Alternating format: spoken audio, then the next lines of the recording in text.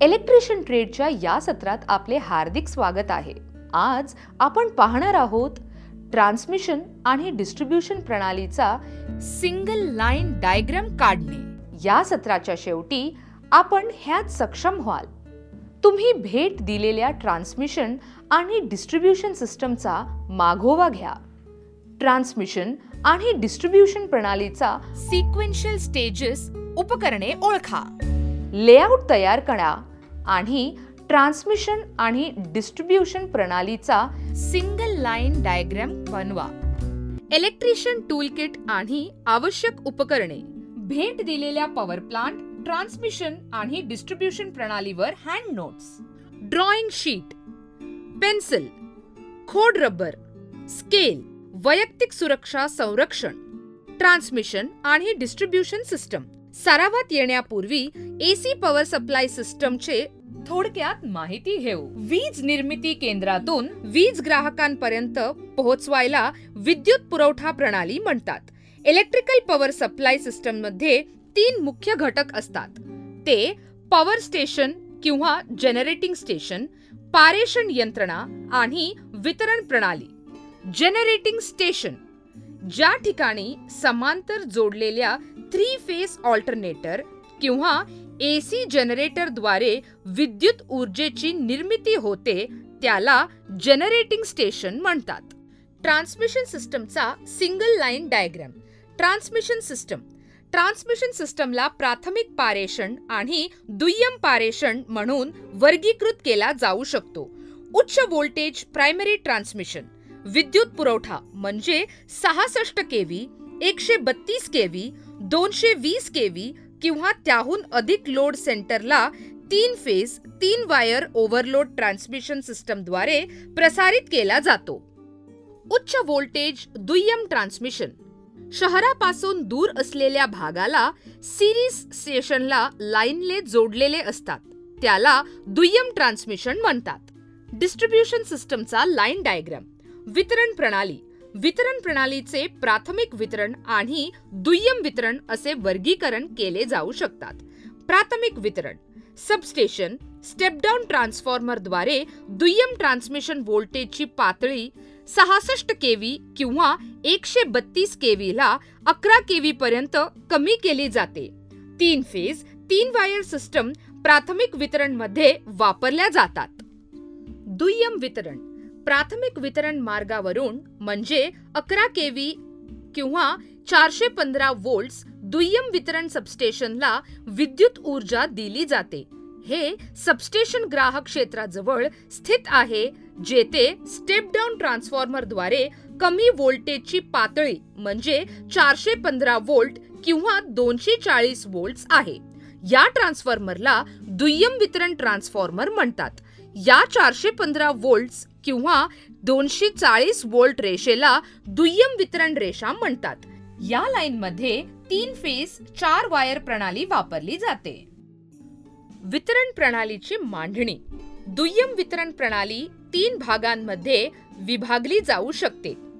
Feeder, ज्या electric line उपकेंद्रांना वितरकांशी जोडतात त्यांना फीडर म्हणतात। वितरक, जे टॅपिंग फीडर लाईन्स मधून एलटी वीज पुरवठा ग्राहकांना देतात त्यांना वितरक म्हणतात। सर्व्हिस मेन्स, वितरक आणि ग्राहक लोड टर्मिनल दरम्यान जोडलेल्या सामान्य केबलला सर्व्हिस मेन्स म्हणतात। ट्रान्समिशन सिस्टमच्या अनुक्रमिक टप्प्यात उपकरणे। मला आशा आहे आता तुम्हा सर्वांना एसी इलेक्ट्रिक पॉवर सप्लाय सिस्टमची मूलभूत माहिती समजली असेल। आता ट्रान्समिशन आणि डिस्ट्रीब्यूशन सिस्टमचा सिंगल लाईन डायग्राम काढण्याचा सराव सुरू करूया। या अभ्यासासाठी आपल्याला जवळच्या ट्रान्समिशन आणि डिस्ट्रीब्यूशन लाईन सिस्टम आणि पॉवर प्लांट भेट देण्याची आवश्यकता आहे। ट्रान्समिशन आणि डिस्ट्रीब्यूशन लाईन सिस्टमचे अनुक्रमिक टप्पे ओळखायचे आहेत। Transformer, feeder, circuit breaker, isolator, CT आणि पीटी इत्यादी विविध प्रकारची उपकरणे ट्रान्समिशन आणि डिस्ट्रीब्यूशन सिस्टमच्या अनुक्रमात पिढीपासून ग्राहक बिंदूपर्यंत शोधून ओळखा आणि त्यांची काळजीपूर्वक नोंदी घ्या। ट्रान्समिशन सिस्टमसाठी टेबल 1 आणि डिस्ट्रीब्युशन सिस्टमसाठी टेबल 2 मध्ये त्यांची तपशील नोंदवा. Transmission system. Power transformer capacity 11 kV, 220 kV किंवा 500 kV. जनरेशन व्होल्टेज वाढवण्यासाठी. Circuit breaker handling capacity 66 kV, 500 kV. देखभालीसाठी उपकरणे वेगळे करा आणि ट्रान्सफॉर्मर बदलणे. बस बार मेटल कंडक्टर तांब्याची. हे सहसा आयताकृती ट्यूब्युलर बेअर असतात. इन्सुलेटरसह सामर्थ्य तांबे पट्ट्या. स्टील टवर हे विविध प्रकारचे आयर्न्सचे अँगल्स असतात. ह्यांचे उंची 22 ते 30 मीटर पर्यंत असतात. हे EHT किंवा HT लाईन सेटअप करण्यासाठी आहेत. प्रायमरी ग्रिड कॅपॅसिटी 220 किंवा 66 kV आणि अधिक. प्राथमिक ट्रान्समिशन लाईन्सवर वापरले जाते. फीडर हे कंडक्टर वायर्स आहेत. इलेक्ट्रिक लाईन्स ज्यांना जोडलेल्या आहेत. जनरेशन स्टेशन आणि सबस्टेशन वीज वितरण केंद्र. आयसोलेटर हे सबस्टेशनच्या कॅपॅसिटीवर अवलंबून असते. हा एक प्रकारचा स्विच आहे जो फक्त सर्किट अलग करण्यासाठी वापरला जातो. PT पोटेन्शियल ट्रान्सफॉर्मर सर्किटरीमध्ये अवलंबून असते. हा एक इन्स्ट्रुमेंट ट्रान्सफॉर्मर आहे ज्याचा वापर व्होल्टेज मोजण्यासाठी त्याच्या प्रमाणानुसार कमी मूल्यांद्वारे केला जातो. CT current transformer current capacity मध्ये अवलंबून असतो.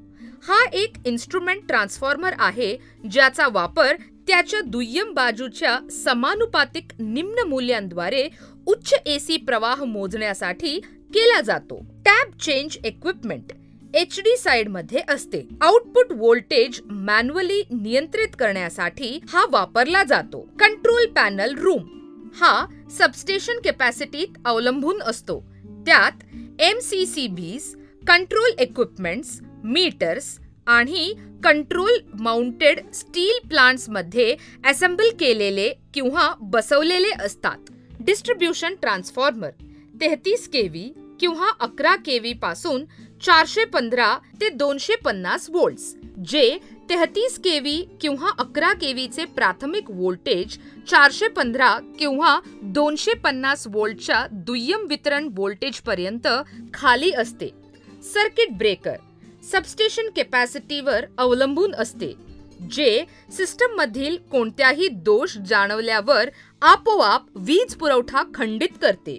Lightning arresters 18 × 10 power 5 kilowatt. मौल्यवान उपकरणांचे संरक्षण करण्यासाठी हे एक संरक्षण उपकरण आहे. हे वीजच्या इटकल्यांदरम्यान पृथ्वीवर ओव्हर व्होल्टेज पकडते आणि सोडते. एअर ब्रेकर स्विचेस किंवा आयसोलेटर्स सबस्टेशन कॅपॅसिटी मध्ये अवलंबून असते. हे देखभाल किंवा बदलीसाठी उपकरणे वेगळे करण्यासाठी वापरले जाते आणि ते वैयक्तिकपणे ऑपरेट केले जाऊ शकते. इन्सुलेटर्स व्होल्टेज रेंज मध्ये अवलंबून असतात. ग्राउंड स्ट्रेचरच्या संदर्भात वेगवेगळ्या व्होल्टेजवर लाईन कंडक्टर किंवा उपकरणे इन्सुलेशन करणे. कॅपॅसिटर बँक हा सबस्टेशन कॅपॅसिटी मध्ये अवलंबून असते. पॉवर फॅक्टर सुधारण्यासाठी. अर्थिंग सुमारे 0 ते 6 ohms. वैयक्तिक तसेच इलेक्ट्रिकल उपकरणे चालवण्यासाठी सुरक्षतेसाठी हे खूप महत्त्वाचे आहे. फेन्सिंग 1.8 मीटर आणि अधिक. बाह्य सबस्टेशन कंपाऊंड मध्ये व्यक्ती आणि जिवंत प्राण्यांचा प्रवेश निर्बंध प्रदान केले जाते. डिस्ट्रीब्युशन पॅनल हे मेटॅलिक कॅबिन आहे. त्यामध्ये नियंत्रण कक्षात MCCB, नियंत्रण उपकरणे, मीटर आणि रिलेयर्स असतात. CT current transformer current capacity मध्ये हा अवलंबून असतो. हे एक उपकरण आहे ज्याचा वापर उच्च मूल्यांतून कमी मूल्यांमध्ये करंटचे रूपांतर करून उच्च प्रवाह मोजण्यासाठी केला जातो. PT पोटेन्शियल ट्रान्सफॉर्मर हा सर्किटरी मध्ये अवलंबून असते. हा एक इन्स्ट्रुमेंट ट्रान्सफॉर्मर आहे ज्याचा वापर उच्च AC व्होल्टेज मोजण्यासाठी त्याच्या समारूपात्मक निम्न मूल्यांद्वारे केला जातो. Feeder, conductor wires, electric lines ज्यांना जोडलेल्या आहेत, जनरेशन स्टेशन ते सबस्टेशन वीज वितरण केंद्र, डिस्ट्रीब्यूटर कन्झ्युमर कॅपॅसिटी मध्ये अवलंबून असते. डिस्ट्रीब्यूटर लाईन्स या कमी व्होल्टेज लाईन्स आहेत जिथून वीज पुरवठा लाईन्सचे टॉपिंग निवासी आणि वैयक्तिक वापरण्यासाठी केला जातो. सर्व्हिस मेन्स हा केबल लेंग्थ आणि डिस्ट्रीब्यूटर आणि कन्झ्युमर डिस्टन्स मध्ये अवलंबून असतो. सामान्य केबल जी वितरक आणि ग्राहक लोड टर्मिनल्स दरम्यान जोडलेली असते त्यांना सर्व्हिस मेन्स म्हणतात. तसेच अर्थिंग सिस्टमची नोंद घ्या. पृथ्वीच्या खड्ड्यात प्रदर्शित झालेल्या पृथ्वीच्या प्रतिकाराची भिन्न मूल्ये लक्षात घ्या. अर्थ रेझिस्टन्स मूल्य आणि अनियमित मूल्य आवश्यक आहे ते लक्षात ठेवा. वितरण प्रणालीच्या अनुक्रमित टप्प्यात उपकरणे. वरील उपकरणांच्या याद्या आणि पॉवर प्लांट, ट्रान्समिशन आणि डिस्ट्रीब्यूशन लाईन सिस्टमच्या आमच्या भेटीमध्ये घेतलेल्या नोट्सच्या मदतीने उपकरणांची ठिकाणे क्रमाने शोधा आणि तुम्ही भेट दिलेल्या ट्रान्समिशन आणि डिस्ट्रीब्यूशन सिस्टमचा सिंगल लाईन डायग्राम काढा. AC power supply system single line diagram असा दिसतो आणि डिस्ट्रीब्यूशन सिस्टमचा ठराविक सिंगल लाईन डायग्राम येथे दाखवलेल्या डायग्राम सारखा दिसू शकतो. रिकॅप. या सत्रात आपण शिकलो, तुम्ही भेट दिलेल्या ट्रान्समिशन आणि डिस्ट्रीब्यूशन सिस्टमचा मागोवा घेणे, ट्रान्समिशन आणि डिस्ट्रीब्यूशन प्रणालीचा अनुक्रमित टप्प्यात उपकरणे ओळखणे, लेआउट तयार करणे आणि ट्रान्समिशन आणि डिस्ट्रीब्यूशन प्रणालीचा सिंगल लाईन डायग्राम काढणे. मला आशा आहे की तुम्हाला या सत्रातील सर्व संकल्पने समजल्या असतील. भेटूया पुढच्या सत्रात एक नवीन कॉन्सेप्टसह. धन्यवाद.